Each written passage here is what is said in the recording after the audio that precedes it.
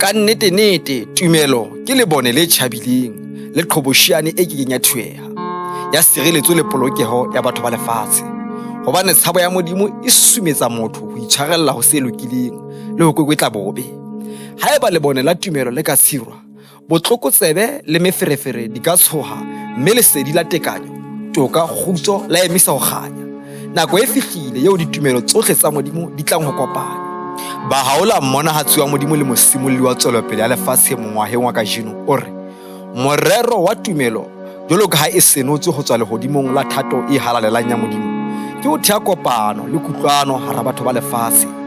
Sekeng la etsa sesosa sa diqabang le diqhwebeshano. Tumelo ya Modimo le molao wa hae ke disebediswa tse matlahadi le mekgwa e tiileng ya ho tjhabisa lebone la kopano hara batho.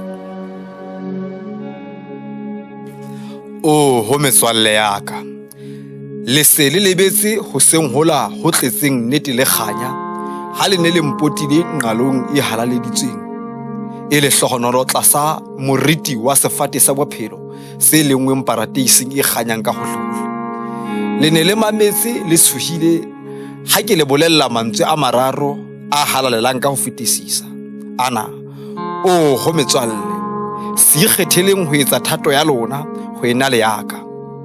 Le ka mohla le se batle seo ke sa le lakaletseng sona, mme le seng katamele ka dipelo tse shweleng tse silafetseng ke ditakatso le ditshekamelo tsa lefatshe.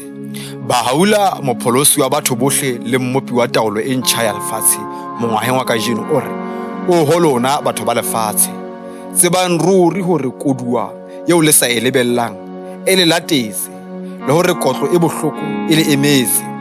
Le se hopole hore diketso tsa lona di hlakotswe mahlong a ka botle ba ka, diketso tsohle tsa lona di ngodilwe ke pene ya ka ditlhaku tse hlakileng letlapeng la Kristolite.